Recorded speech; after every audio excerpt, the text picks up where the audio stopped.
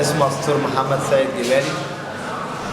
كنت أنا وخمسة من زمايلي في ميدان الساعة في أول عباس قدام مطعم آخر ساعة.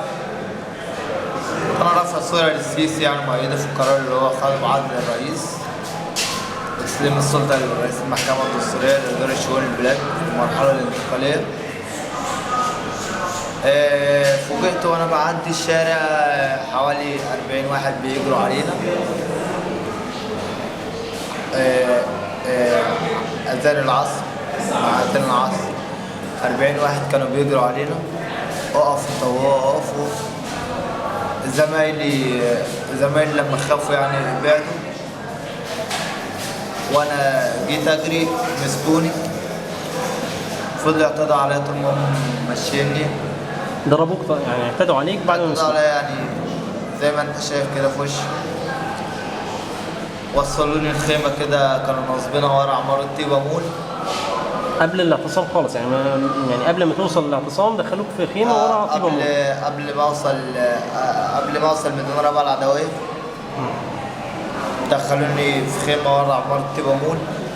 خدوا موبايل لي احمد، رقم احمد دومة، قال له انت تبع احمد دومة؟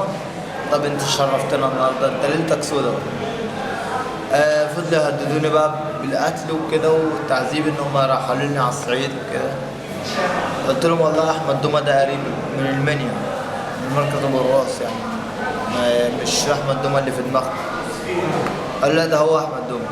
قلت لهم والله الله اعلم، والله العظيم ان هو. خد الموبايل وخد البطاقة، فضلوا يعذبوا فيا انا والناس اللي كانوا ممسوكين معايا.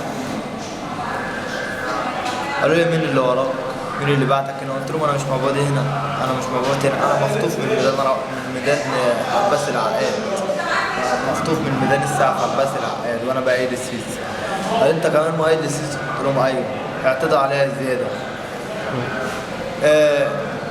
الحاجب ده اتفتح غرزتين، اتفتح غرزتين. الحاجب ده اتفتح غرزتين. راحوا ودوني المستشفى بسرعة، لموا لي الجرح، الكدمات ديت ما عرفوش يعملوا معاها حاجة. أنا قلت للدكتور ما تعالجنيش ولا تعمل معايا حاجة، يسكت حكم المرشد. الدكتور رغم كده عالجني، قال لي انت عشان الكلمة اللي انت قلتها ديت الدكتور اللي بيعالجني انا هنزلك من الأمر. قلت له نزلني. الدكاترة اتكلموا معايا وخرجوا خلاص كده، ده يعني مريض. ده بعد ما ودوك المستشفى؟ لكن قبل كده انت فضلت في الخيمة فترة قد ايه؟ انا فضلت في الخيمة فترة تتجاوز 3 ساعات. 3 ساعات محتجزين؟ 3 ساعات محتجزين. فالدكاترة اتكلموا معايا قالوا خلاص خرجوا، ده تعبان. المهم كان هيخرجني خلاص. ادوني حقنة منوم،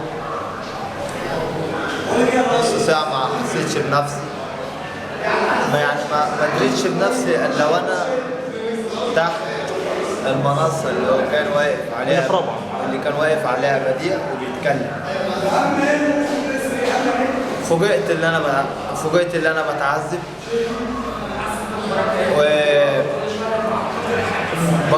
في ضرب مبرح بقى زيادة.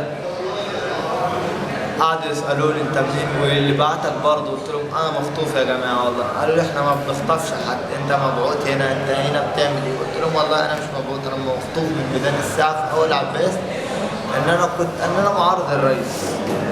فضلوا يكهربونا، جابوا لنا صورة مرسي، قالوا لنا اركعوا عليه. قلنا لهم احنا مش هنركع. طلب منك ايه؟ طلبوا مننا ان احنا تركع على صورة مرسي، على صورة دكتور مرسي، يعني زي ما بيحصل لبشار الاسد بالظبط. تمام. قلنا لهم احنا مش هنركع، انتوا اذبحونا احسن، يعني يا ريت تقتلونا، القتل اهون من ان احنا نعمل كده يعني. قال لا احنا مش هنقتلكم، احنا هنوريكم التعذيب الاول وبعد كده هنقتلكم. قلت لهم اقتلونا على طول، يا ريت والنبي تقتلونا. كان محجوز معايا حوالي 40 واحد اللي انا شفتهم يعني، وعسكري جيش. العسكري ده كانوا مكسرين له ايدين ورجلين. لغايه ما ده مخطوط معاك تحت المنصه. كان تحت المنصه تمام. مكسرينه ايدين ورجلين، لغايه ما نزلوا اتنين، واحد اسمه احمد واحد اسمه عشري. يعني دول بجد اللي انقذوني من ايديهم يعني. قعدوا يتكلموا معايا ويتكلموا مع باقي الناس، اتكلموا معايا حوالي نص ساعه. تمرين إيه اللي جابك هنا؟ نزلت ليه؟ قلت لهم انا معارض. انت معارض على راسنا من فوق. طيب معارض ليه بتشتم في الهتافات اللي كانت في جيبك؟ ليه بتشتم في الاخوان؟ قلت لهم والله يعني هي دي هتافات، مش هتافات عادية ولا حاجة، بس دي هتافات عادية. قالوا لي مش من العادي اللي انت تشتم في الاخوان يعني. قلت لهم دي ورقة هتافات معايا وانا كنت بهتف. الصراحة انا كنت بهتف الهتافات دي. قالوا طب يعني انت عشان الهتافات ديت احنا مش هنخرجك من هنا، يعني هم شكلهم محترمين. قلت لهم طيب يعني اللي تشوفوه، طب انتوا عايزين تعملوا معايا ايه؟ قالوا احنا هنخليك معانا هنا يوم كامل.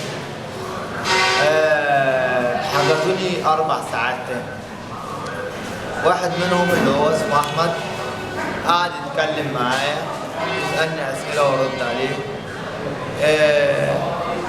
لقي تليفون طارق الخولي، لقي رقم تليفون طارق الخولي على موبايلي. فقال لي انت تبع الناس ازاي؟ قلت له. قال لي على فكره الناس دي محترمين جدا، وانت انا على فكره يعني عشان انت ما كنتش بتعمل حاجه هنا واللي انت بس معارض، فانا يعني بحترم الراي الاخر، فانا هسيبك. قلت له ماشي. قال لي قبل ما تمشي من هنا لو نطقت بكلمه بره هنطير رقبتك.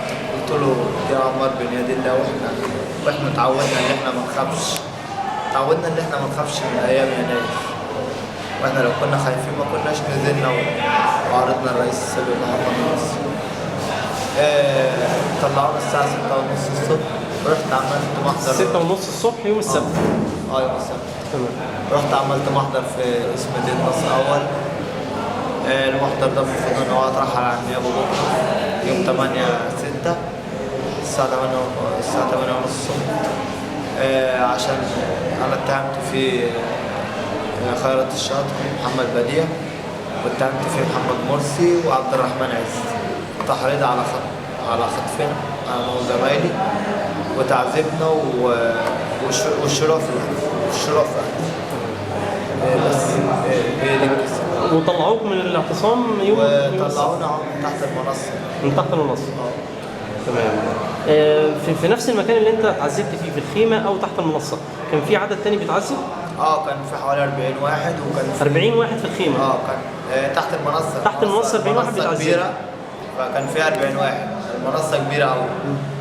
وكان معانا عسكري الجيش دوت كان متكسر ايدين ورجلين. يعني في عسكري جيش؟ كان متكسر ايدين ورجلين. ومتكسر عسكري جيش متكسر ايدين ورجلين. تمام. 40 واحد بيتعذبوا وبيكملوا. طب انت عرفت ال 40 واحد انا يعني قلت، انا بصيت فيهم قلت حوالي 40 واحد. لا انا مش قصدي العدد، انا قصدي اتجاهاتهم ايه؟ يعني هل هم من قوة سياسية معينة ولا شباب معارض بس؟